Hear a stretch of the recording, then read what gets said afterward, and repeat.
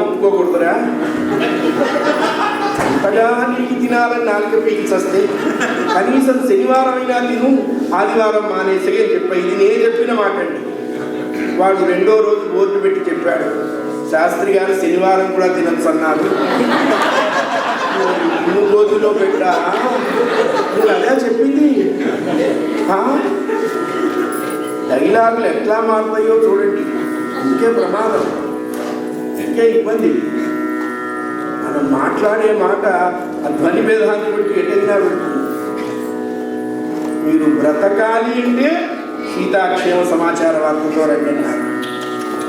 ఏదో ఇస్తాడనుకుంటే వార్తలు ఇచ్చారు, సరేలే బయలుదేరుదాం, వాళ్ళు బయలుదేరారు. చూడండి ఇక్కడ మా నారాయణదాస్ గారు చెప్తాను, ఎంత మంచి మాట చెప్పారు. వాళ్ళకి సీతమ్మ వారు ఎలా ఉంటుందో తెలియదు, ఎక్కడ ఉంటుందో తెలియదు, ఆవిడ హైట్ అండ్ వెయిట్స్ ఏమిటో తెలియదు, పోనీ ఓ ఫోటో కూడా ఇవ్వలేదు. అయినా ప్రయత్నం చేస్తున్నారు. భగవంతుడి కోసం మనం కూడా అలాగే ప్రయత్నం చెయ్యాలి. అనన్యా చింతయంతో మాం ఏ జనా పర్యుపాసతే తేషాం నిత్యాభియుక్తానాం. తర్వాత ఏంటండి,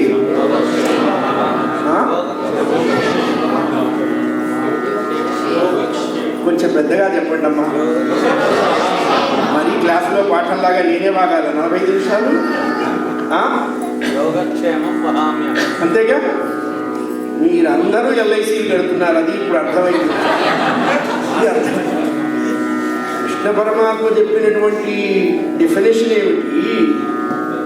ఎల్ఐసి వాళ్ళు చేయబెట్టి దాని కింద దీపం పెట్టి మీరు పోతే వాళ్ళ ముందరే మనం పోవాలంట. మరి బీమా చేశాం కదా, మీ వాళ్ళకి ఇస్తాం అంటే మనం అప్పుడు చచ్చి లేచి మళ్ళా తీసుకొని చావాలి. వాళ్ళు ఒక్కళ్ళు పెట్టారు. కృష్ణ పరమాత్మ నా చెప్పులా ఏ జనా అనన్యా పర్యుపాసనా స్థితి ద్వారా చింతయంతో మా తేషాం నిత్యాభియుక్తానం. యోగం అంటే ఏంటండి?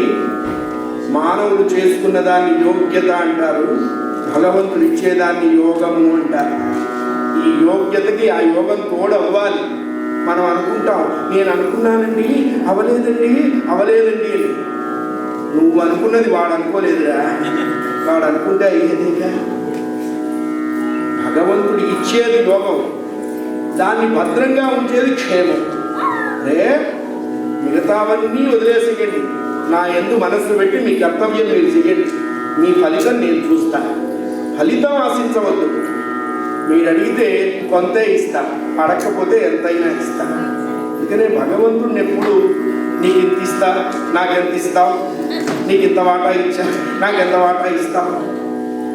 ఈ మధ్య 2-3 డెస్కులకు కూడా పనిచేసాం మనం, కరోనా పుణ్యమా అని. మగవాళ్ళైతే ఒక 4-5 ఎకరాలు కొన్నారు, ఆడవాళ్ళైతే ఓ 2-3 కిలోలు కొన్నారు. నిజం చెప్పండి, పాపం పోతుంది, లేకపోతే పట్టి పీకుతాడు. భగవంతుడు మనకి ఏది ఇచ్చాడో దాన్ని కాపాడుతాడు. అదే యోగం, అదే క్షేమం. వీళ్ళు కూడా బయలుదేరారు. ఎలా వెతుకుతున్నారండి?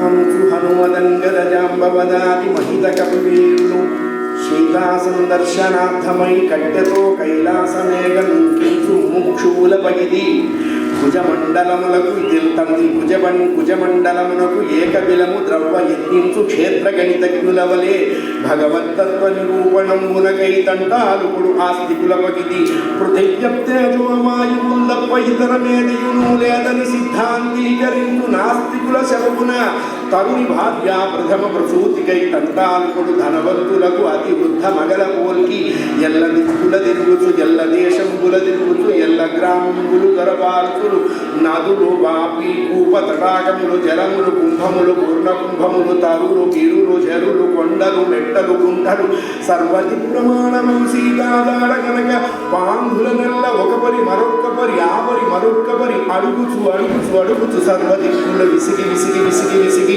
4 కొంగుల మేర మాత్రము ఖాళీ ఉంచగ జానకీ దేవికై వెతికి శ్రీరామచంద్రుని వంటి సౌజన్యమూర్తికి ఉపకరింపని తమ జన్మ వృధాయితంసు రామచంద్రుని వంటి సుగుణ పురుషుండేడ రామచంద్రుని వంటి దయాహృదయుడేడ అట్టి స్వామికి వాటి సాక్ష్యము కల్పని తమ జన్మ వృధాయితంసు చెట్లను, శాఖలను, కొండలను, బిల్వములను, వాపి, పూవ, తటాకములను మరొక్కమారు భేదించి భేదించి భేదించి శోధించి సాధించి సీతా సందర్శనము గానక దాహార్తి చేత పీడింపబడిరి అగ్గవివరు.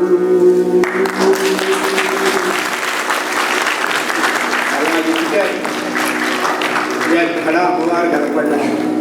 చెట్లు, బొమ్మలు, గుట్టలు, గుట్టలు, పెద్ద పెద్ద చెట్లు, గుల్మాలు, పొదలు అన్నీ వెతికారు. వెతికిన చోటే వెతికారు, తిరిగిన చోటే తిరిగారు. కనపడ్డ వాళ్ళందరినీ అడిగారు, ఎవరూ చెప్పలేదు. ఇలా ఎన్ని రోజులు వెతికారు అన్నారు. 26 రోజులు వెతికారండి. సీతమ్మ వారు కనపడలా. కళ్ళు మూసుకోకపోయినా సుగ్రీవుడు కనపడుతున్నాడు కత్తితో. అయ్యో దేవుడా, ఎక్కడి సావురా, అనవసరంగా వచ్చాను ఈ బ్యాచ్లో. పైగా ఈ 10 మంది వెల్ నోటెడ్ పర్సన్స్. ఏం చేయాలో తోచక దాహం చేత పీడింపబడ్డారు. దాహం కలిగింది. జాంబవంతుడికి నమస్కరించారు. తాతయ్య, సుగ్రీవుడి చేత చావడం అబద్ధం, దాహంతో చచ్చిపోవటం నిజం. ఈ దాహంతో చస్తాను తాతయ్య, నమస్కారం. అసలు నీతో వచ్చాను చూసావా, మాకు బుద్ధి లేదు. సీనియర్ మోస్ట్ సిటిజన్ మీరు. ఉంటే అడిగేవాళ్ళు లేడు, పోతే ఏడ్చేవాళ్ళు లేడు. ఎప్పటివాడు జాంబవంతుడండి భూమి కంటే 3 రోజులు ముందు పుట్టాడు. భూమి కంటే 3 రోజులు ముందు పుట్టాడు. ఆయన వామనమూర్తికి 3 సార్లు ప్రదక్షిణం చేశారట జాంబవంతుడు. ఆయన పంపించారు. నీకేం తాతయ్య అన్నారు. తొందరపడొద్దురా, నీళ్లు చూస్తాను అని ఆ బృందంలో నలుడు అనేటువంటి ఒక వానరుడు ఉన్నాడు. వాడు వాటర్ వర్క్స్కి చీఫ్ ఇంజనీర్. మన భాషలో జియాలజిస్ట్ అంటారే. వాడిని చెప్పారు, రే దగ్గరలో ఎక్కడైనా నీళ్లు ఉంటే చూడరా, నేను చచ్చిపోతున్నారు ఆయన, వాళ్ళే కాదు నన్ను కూడా చంపుతున్నారు, కాస్త చూడు అంటే వాడు గబ్బ గబ్బ గబ్బ గబ్బ ఒక చెట్టు ఎక్కాడు.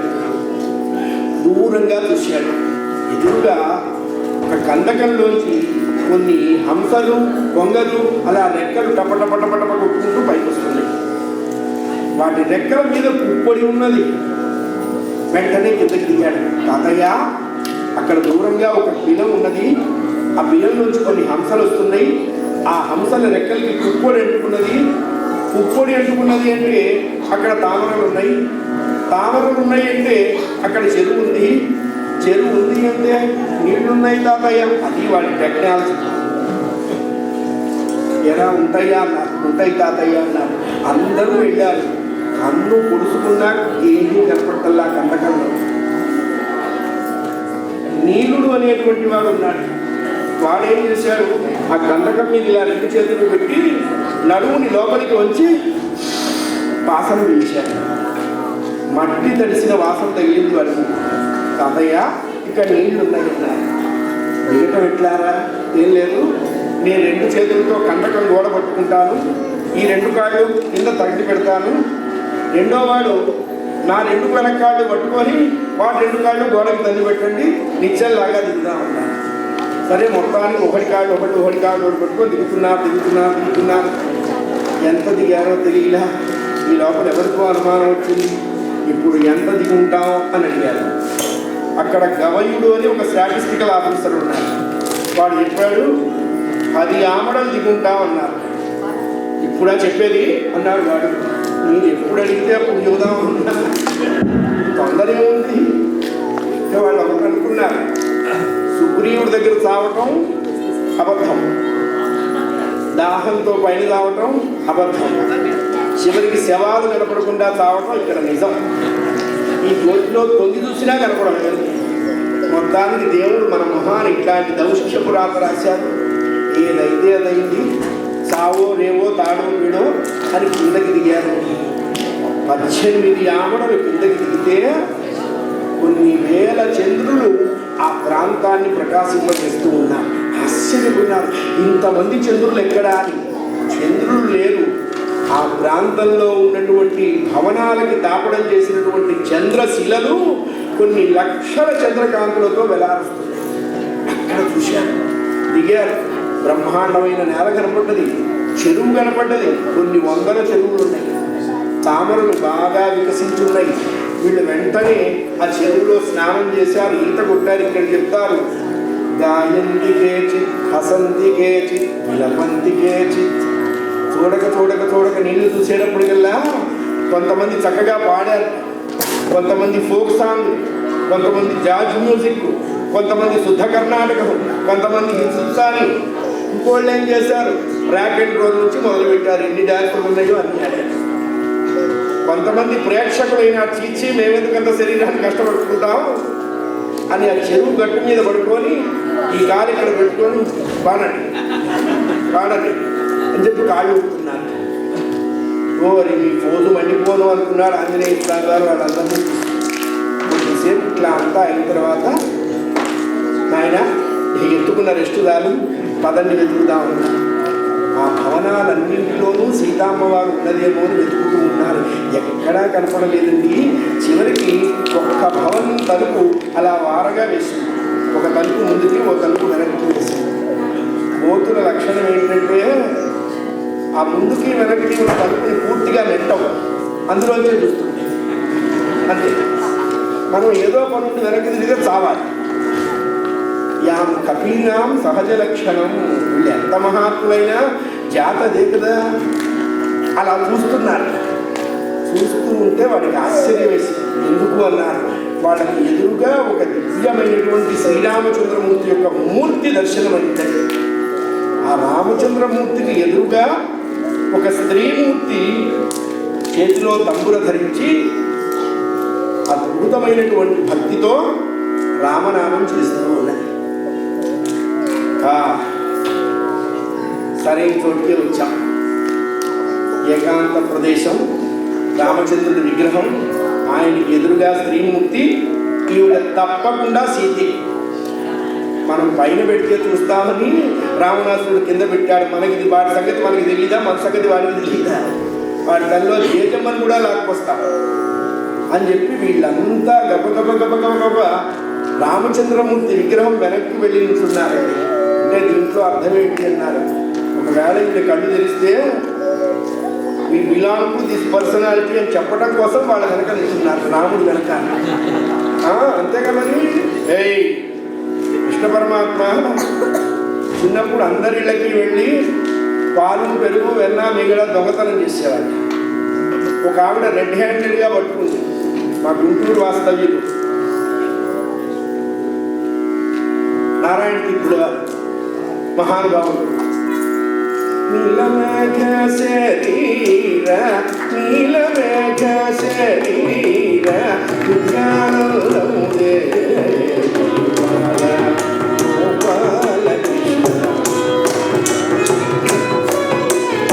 కలభ సుందర గమన కస్తూరి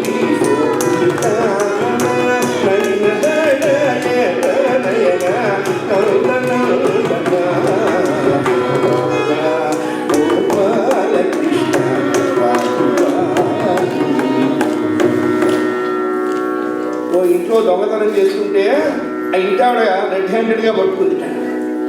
ఎవడరా నువ్వు అని అడిగింది ఆయన. మామూలుగా ఏం చెప్తావు, నా పేరు కృష్ణుడు అని చెప్పాలి కదా. ఆయన చెప్పలా, బలానుజహ అన్నాడు. బలరాముడు తమ్ముడిని ఏం చెప్పాడు, ఎందుకంటే మా అన్నయ్య వాడు రౌడీ షీటరు.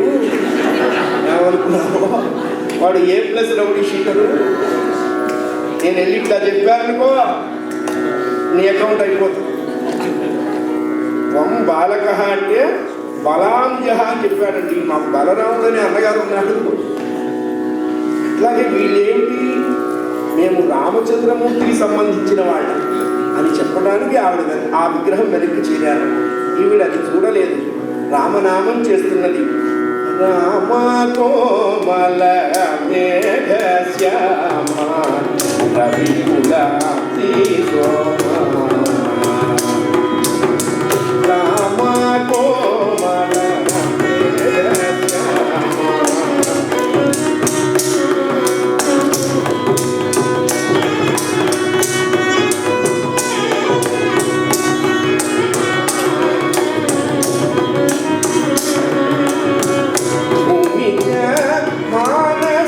మానసాభిరామ భూమిజ మన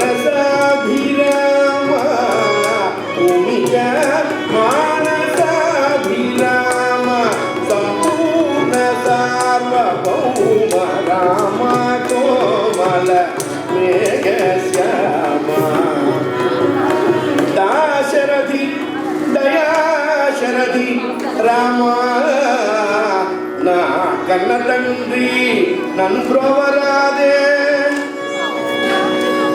వీళ్ళకి ఆ మాట వినపడలా. కన్న తండ్రి అన్నది ఆవిడ, వీళ్ళకి వినపడలా. రామ రామ రామ అంటుంది. ఈవిడే సీతమ్మ ఉంటుంది.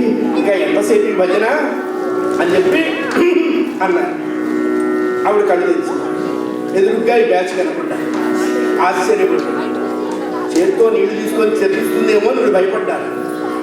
వీళ్ళని చూసి నవ్విందారు. నేను చెప్తాను ఆవిడ తిట్టదు. ఒక బ్యాచ్ బయట ఇలా సైకిల్ చేసుకొని అందరూ ముందుకు వచ్చారు. వీళ్ళందరినీ చూసి ఆవిడ చాలా సంతోషపడ్డది. తనకి కావలసినది దొరికింది అని ఆనందపడ్డదండి ఆ తల్లి. వీళ్ళు ఎక్కువ టైం ఇవ్వాల. మా మా మా ఓ తల్లి, నువ్వు మా దశరథ మహారాజు గారి కొడవేనా? మా జనక మహారాజు గారి కూతురువేనా? మా రామయ్య తండ్రి భార్యవేనా? సీతమ్మవేనా? మా నువ్వు సీతమేనా? అమ్మ నువ్వే సీతమ్మా